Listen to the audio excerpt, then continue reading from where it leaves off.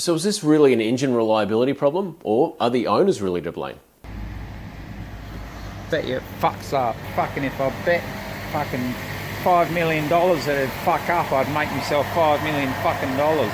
Fucking guarantee it. Fucking timing chains.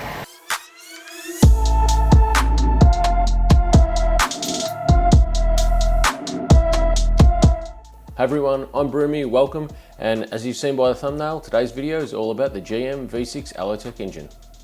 Okay, before we start, I want to mention two things quickly. The first are my social media accounts, that is Paul Broomy on Instagram and Paul Broomy FB on Facebook, where I post up content daily.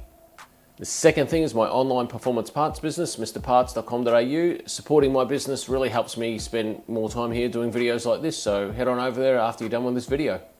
Finally, don't forget to show your support for the channel by subscribing, also giving a thumbs up if you like what you see, and sharing this content on Facebook. And with that out the way, let's begin.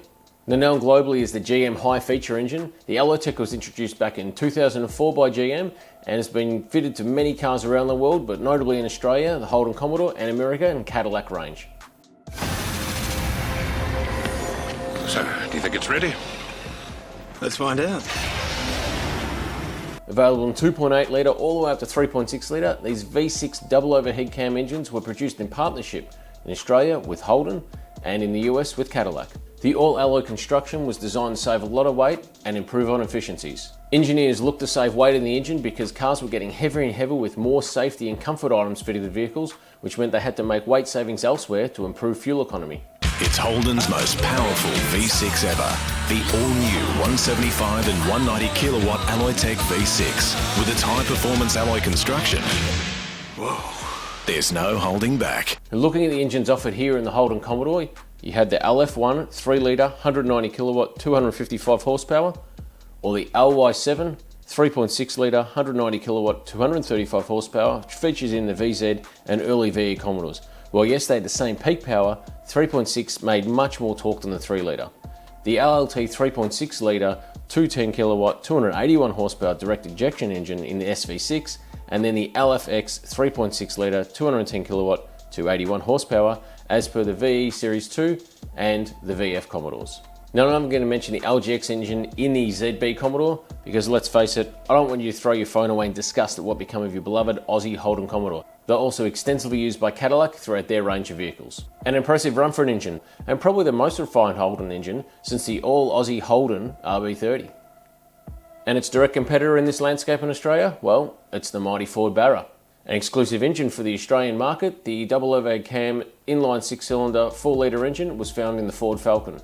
The 182, 190 and 195 Ford Barras produced, as you might have guessed it, 182, 190 and 195 kilowatts, and were found in model variants through 2002 to 2016. So these engines are quite evenly matched, although the larger cubes of the Barra gave it the torque edge just over the Alloytec. But enough of the Barra for now, we'll cover that in a later episode. Holden touted the Alloytec as being able to achieve better fuel economy than small 4-cylinder engines and also being able to outmuscle the all-Aussie old Holden 5 litre. Pretty impressive claims. And the punters out there must have agreed, with the VE Commodore outselling its rivals, the Falcon, the Orion from Toyota, and really putting a knife into Mitsubishi's large car plans with the 380 disappearing into the sunset.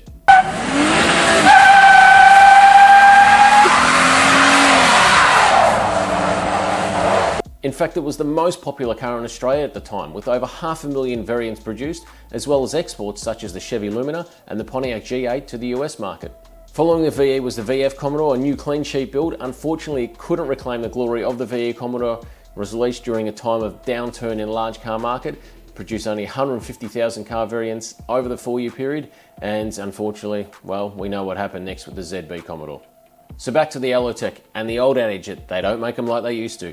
Amongst the automotive community, this engine started getting a bit of a reputation for being a little bit unreliable. Why? Well, if you're an Alloytec owner and you're watching this now, you probably know exactly the reason, and that is broken timing chains. And really, for early Commodore Alloytec owners, you know this only too well. So key issues around this appear to point to poor quality timing chains and tensioners used, as well as a really inferior PCV and breathing system in these engines. This led to excessive sludge buildup and in terms poor oil pressure and oil quality. Now this is sort of the chicken or the egg scenario here. Who do you blame? Who's pointing the finger to who here? Because The timing chain stretch, well, it can also be attributed to irregular oil changes by the owners. The sludge builds up, oil isn't changed as regularly, you get a drop on oil pressure, follow that, less lubrication on the chain overheats and stretches, and you name it, that's right, bang, there goes the timing chain. So who's to blame here? So is this really an engine reliability problem, or are the owners really to blame? Well, it's probably a little from column A and a little from column B. Sure, the breathing system firmly lies with the engineering department to design this engine.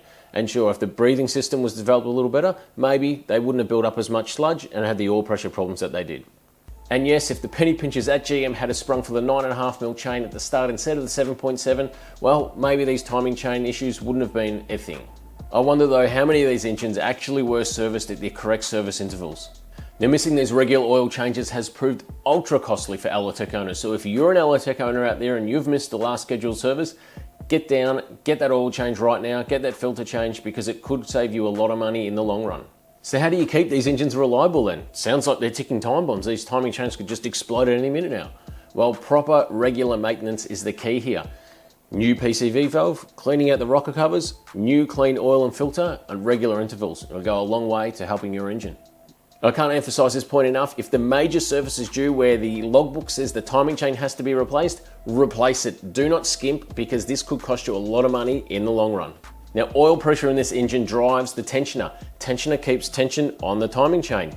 Low oil pressure means low tension, means the chain will stretch, and you're gonna have a bad time. So change that oil. This is why so many Alloytec owners report a rattle on startup. Cold engine, low oil pressure. Yep, that's right, timing chain slap. If you've got that rattle on your cold engine, get down to the mechanic and get it sorted now. Now, I've driven heaps of these engines in rental cars over the years, and you know those things have been thrashed within an inch of their life, but I find them to be a really good engine.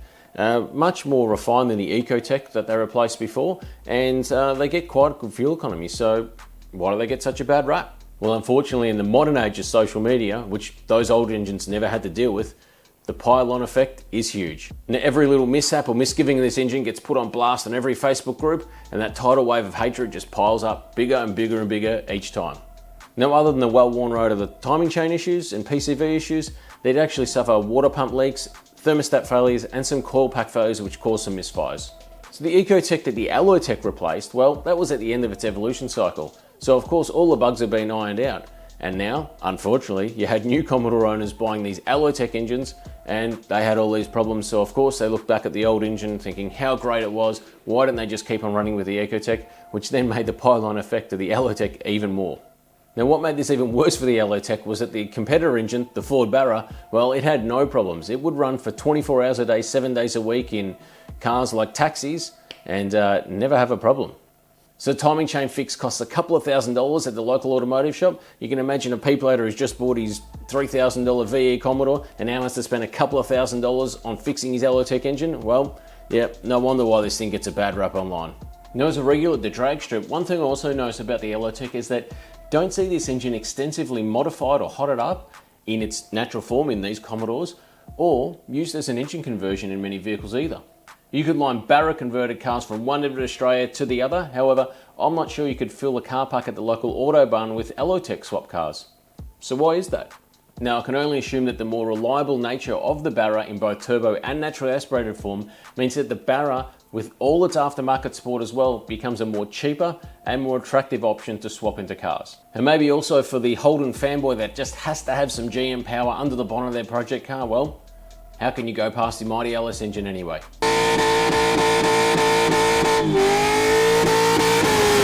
Now, I'm not sure. One thing definitely is for certain, however, this is YouTube, which means there's someone somewhere out there that's had an Alloytec engine put into a project car, and we'll see that person down in the comments spewing hatred because I didn't know about their project car. Well, good day to you, sir, and all three of you mates with the other Alloytec project cars can dump on in the comments below.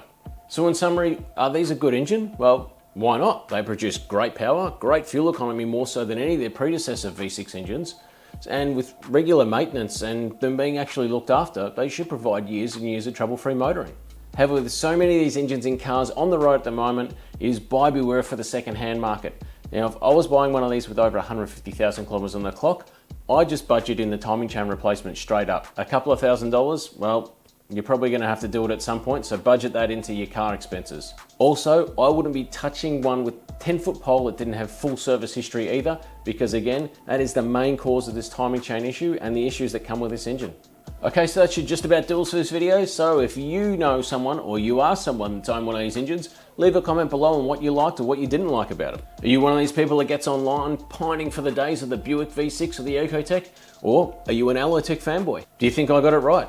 Do you like this engine or do you hate it? And lastly, we're a brand new channel, so please give us the thumbs up if you like this video, share it on your social medias, and also do not forget to subscribe so you stay in touch with us and make sure you're notified next time of new content, because we're a brand new channel and this is the only way you're going to find out about it.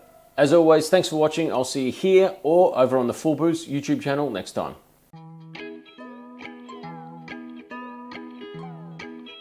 Now this sludge buildup in turn with irregular oil changes leads to low oil pressure, leads to less every little mishap or misgiving in this engine gets put on blast in every Facebook group you can imagine, and well,